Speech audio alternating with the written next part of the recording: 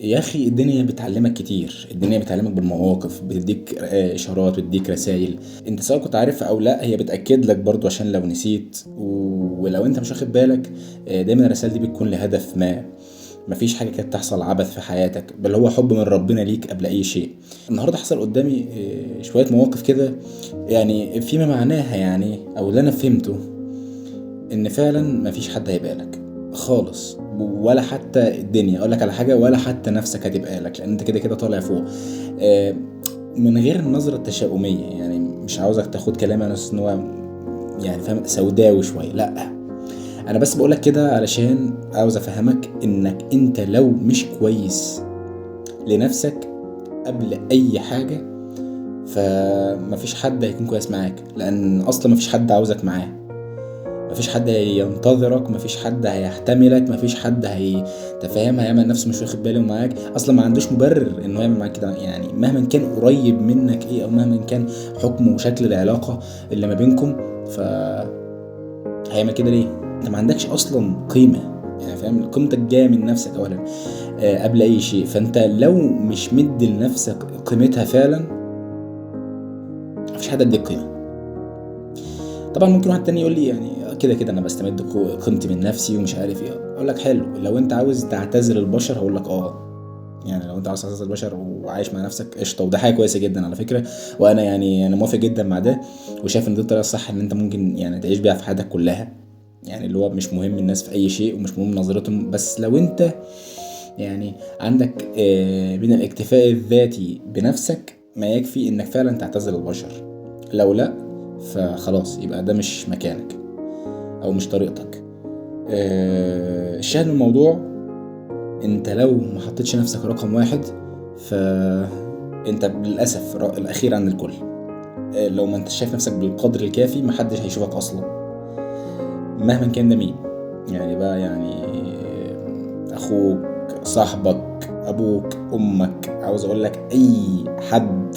اذا انت ما اديتش لنفسك القدر الكافي من الاتنشن قبل اي شيء، واهتميت بنفسك وبذاتك الاول،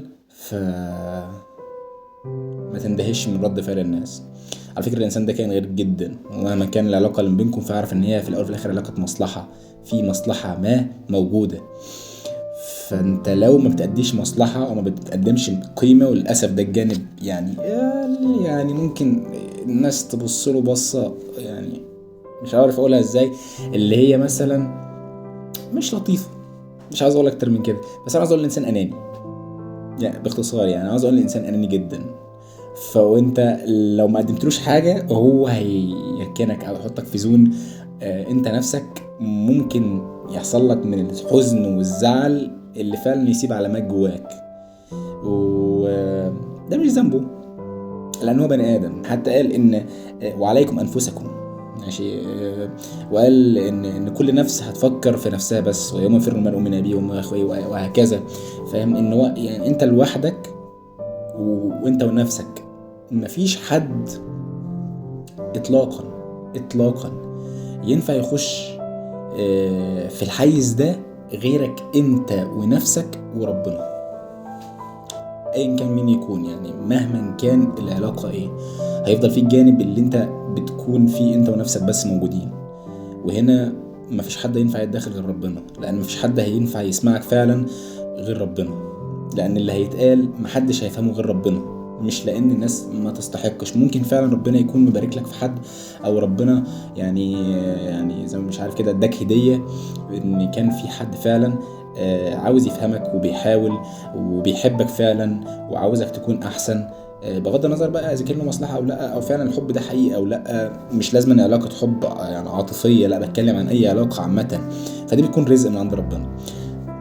بس بغض النظر بقى كانت حقيقيه او لا، فهو مش هينفع يفهمك، لان معاييرك هنا اتبنت على ظروفك وظروف بيئتك اللي انت اتربيت فيهم انت لوحدك.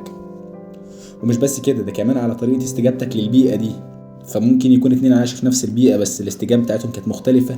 لمجرد ان استجابتهم مختلفة بس بقوا يعني اللي هي النتائج مختلفة، يعني فبالتالي الفكر مختلف، فبالتالي كمان كلامنا طريقته بتختلف، والمعنى اللي احنا مستنيين حد يفهمه بيكون مختلف. ففعلا يعني الموضوع معقد جدا، مفيش حد هيفهمه غير ربنا. مش عارف اوصل لك ازاي.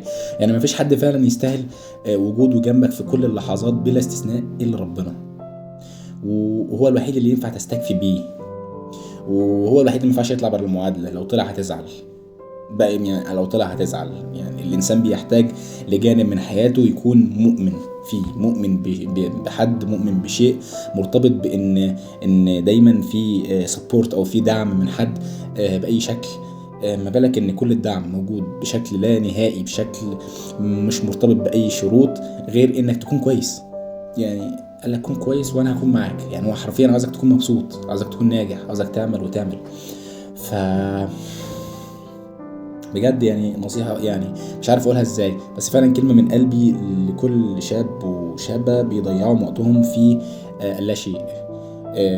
مع ان انا عارف ان هو مش ذنبك اساسا. يعني كونك بتضيع دلوقتي، انت تم برمجة عقلك بشكل مؤسف جدا، وكلنا بنتعرض لده بلا استثناء. ما بقولش ان انا بره اللعبة، انا فعلا برضو في ده، بس من حين لآخر بحاول ارجع لنفسي. والدنيا مش ثابتة، واصلا ما طلبناش الثبات، بس يعني ما تسكتش وما تستسلمش لده. حاول تعمل حاجة كل مرة تعرف حاجة زي كده، اعمل حاجة علشان يكون فعلا عندك القيمة من جوه قبل بره، وما تاخدش صدمات دي في الناس. طبعا النصيحة الأولى هنا اللي أنا أقولها إنك ما تحطش توقعات على الناس، بس يعني لو حبكت قوي يعني وحبيت إنك تحط توقعات، ف يعني خلي عندك القيمة الأول اللي تمنعهم إن هم يفكروا من إن هم يزوج بأي شكل. وبس.